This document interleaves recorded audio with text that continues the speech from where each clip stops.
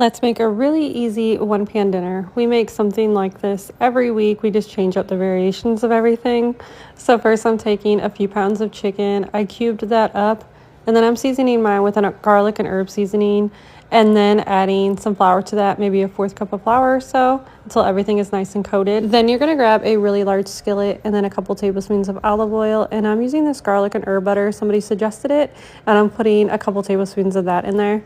Once that's all melted, and you want to set that heat to a medium to hot heat, add that chicken in. Let that cook for about 3 minutes on each side until it is nice and golden and there's a nice crust on that.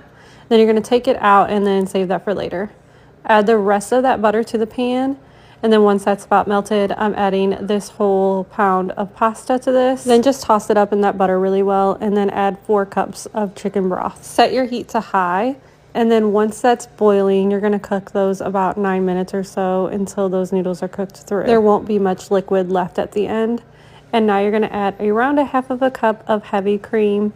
And then I'm adding around 1 cup of shredded Parmesan cheese. Mix this up until it's all melted, which will only take a few seconds really. And then I'm adding a couple cups of fresh spinach here. Mix this up again really well until everything is nice and combined. And then you're gonna grab that chicken that you made earlier and then place it on the top. Then I added a little bit of freshly shredded Parmesan to the top, and then a little bit of red pepper flakes as well. This one is so good. This is the version my kids actually prefer. I hope you guys give it a try. If you need a delicious side dish, this one is really easy and so tasty. We're making simple au gratin potatoes. First, I sliced up around 3 or so pounds of russet potatoes, but you could do gold potatoes or something like that. This is just all I had. And then you're just gonna layer with potatoes, cheese, and heavy cream, and then whatever seasonings you want. I ran out of my shredded cheese there, and I just used like the Parmesan one just to shred the rest. Then you're just gonna pop this in the oven at 375 degrees for about an hour until everything is golden at the top. It is amazing. Let's make a really easy and delicious lunch. First, grab 2 packages of gnocchi and then put those on a sheet pan lined with some parchment paper. Then grab some smoked sausage, and I am doing 1.5 of those links. Slice those up really thin and then throw those on your sheet pan. Now I'm grabbing a couple cups of fresh broccoli and just cutting that up a little bit, and then mix everything really well. Now add around 2 to 3 tablespoons of extra virgin olive oil, and then mix this up again. Now grab whatever seasonings you like. I am grabbing some garlic and herb seasoning and some red pepper flakes. Mix well, and you're gonna put this in the oven at 450 degrees for 15 minutes. After that 15 minutes is up, you're gonna take it out and then mix everything really well. And then put it back in your oven for another 15 minutes. When that comes out for a second time, you're gonna grab your favorite Alfredo sauce and then drizzle that all over the top. I did a little over half of that jar. Now I'm grating some freshly shredded Parmesan cheese to the top, and then some bacon for the top as well. Put it back in the oven for 3 to 5 minutes until everything is nice and melted. This was absolutely incredible. I hope you guys give this one a try.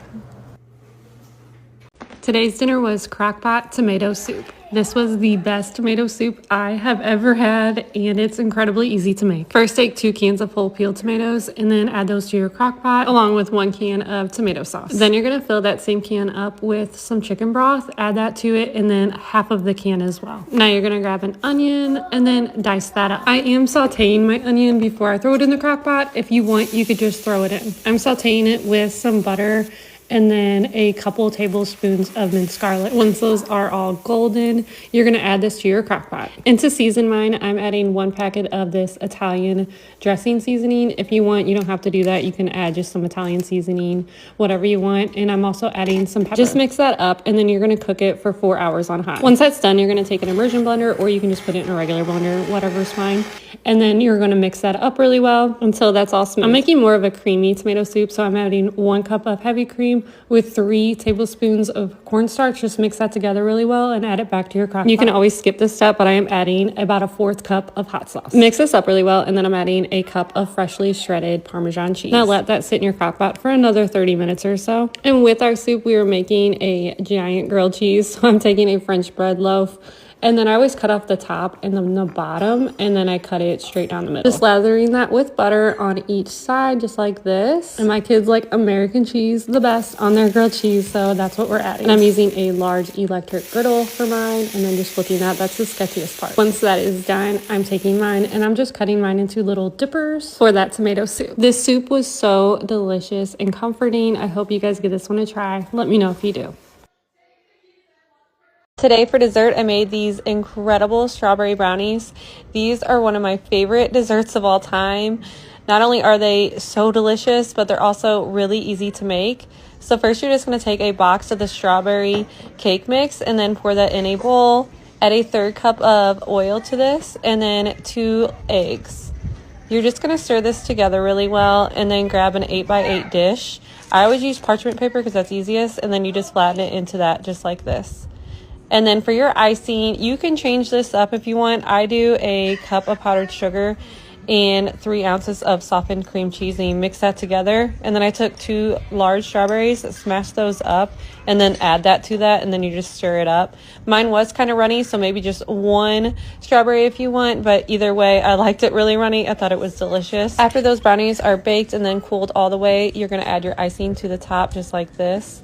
And then you're going to let that cool in the fridge so it hardens a little bit. These are amazing. I hope you guys give them a try. Let me know if you do. Tonight's dinner is one of my family's favorites. This is a cheesy fiesta chicken and rice, and it is all in the same pan. It is incredibly simple to make. So first I'm taking around a pound of chicken and just slicing that into cubes. Just throw that in a 9x13 pan. Then to a bowl, you're going to add 3 1/4 cups of low sodium chicken broth. Then add 2 boxes of the Mexican style rice-a-roni. Now add 1 can of diced tomatoes with green chilies, and then add those seasoning packets from that rice. And if you want, you can skip those tomatoes. And I am going to season my chicken just a little bit more. I'm adding some Slap Your Mama, some onion powder, and then some garlic powder. Then take that rice and broth mixture and just pour it right on the top. Then just mix this up real well, and you're going to cover this and bake it at 375 for 45 minutes to 1 hour. Once that's about done cooking, you're going to heat up some queso. Then take that rice out of the oven, and I fluff mine up a little bit, and then I pour that hot queso all over the top. This is such an amazing, easy dinner. I hope you guys give this one a try. Let me know if you do. Tonight's dinner was so incredible. It might be my favorite dinner all week. First, you're going to grab a large skillet. Then you're going to take around 8 strips of bacon or so, really however much you want, and then chop that up. Start cooking that bacon at a medium to low. Then I took around 1.5 pounds of chicken and cubed that up really small, and I'm seasoning it with Slap Your Mama seasoning, ranch seasoning, and then I did a tablespoon or 2 of some cornstarch in there, and then mix it up really well. When that bacon's almost done cooking, I added a diced onion in that, and then finished cooking it. When that's all finished, you're going to set this aside on some paper towels to drain. And I had pretty much no bacon grease, so I am adding 3 tablespoons of butter to that pan and then adding my chicken in once that's about melted. You're going to cook this at a medium to high temperature and then flip it over after 3 minutes and then cook again for another 3 minutes and then take that off and set it aside. And then to that same pan, I'm adding a package of this gnocchi and just tossing that up until nice and brown. Then you're going to add 3/4 cups of chicken broth to this and then 1 cup of heavy cream. And now you can season it however you want. I'm adding the rest of that ranch seasoning and then a little bit more Slap Your Mama seasoning. Just mix this until it begins to thicken, which won't take much time. And then I added 2 handfuls of some spinach. Then I added maybe 1/2 cup of shredded Parmesan cheese. Just mix until melted, and then you're going to add that chicken in and then top it with your bacon. This dinner was so creamy and flavorful and absolutely delicious. I hope you guys give this one a try. Let me know if you do.